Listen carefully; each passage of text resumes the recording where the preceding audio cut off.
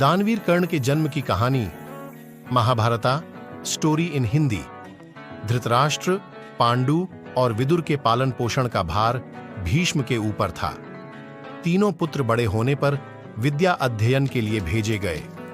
धृतराष्ट्र बल विद्या में, पांडु धनुर्विद्या में तथा विदुर धर्म और नीति में निपुण हुए। युवा होने पर धृतराष्ट्र अंधे होने के कारण राज्य के उत्तराधिकारी न बन सके। विदुर दासीपुत्र थे, इसलिए पांडु को ही हस्तिनापुर का राजा घोषित किया गया।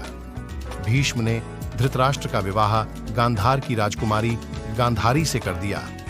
गांधारी को जब झांत हुआ कि उसका पति अंधा है, तो उसने स्वयं अपनी आंखों पर पट्टी बांध ली। एक बार वहां दुर्वासा आर्षि आ पहुंचे।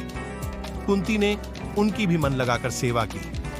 कुंती की सेवा से प्रसन्न होकर दुर्वासा आर्षि ने कहा, पुत्री, मैं तुम्हारी सेवा से अत्यंत प्रसन्न हूं, अतः तुझे एक ऐसा मंत्र देता हूं जिसके प्रयोग से तू जिस देवता का स्मरण करेगी वह तत्काल तेरे समक्ष प्रकट होकर तेरी मनोकामना पूर्ण करेगा। हे कुंती, मेरा आना व्यर्थ नहीं जा सकता। मैं तुम्हें एक अत्यंत पराक्रमी तथा दानशील पुत्र प्रदान करता हूं। इतना कहकर सूर्यदेव अंतर्ध्यान हो गए।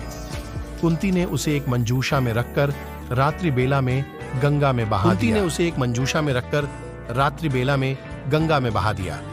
वह बालक बहता हुआ उस स्थान पर पहुंचा जहां पर धृतराष्ट्र का सारथी अधिरथ अपने अश्व को गंगा नदी में जल पिला रहा था।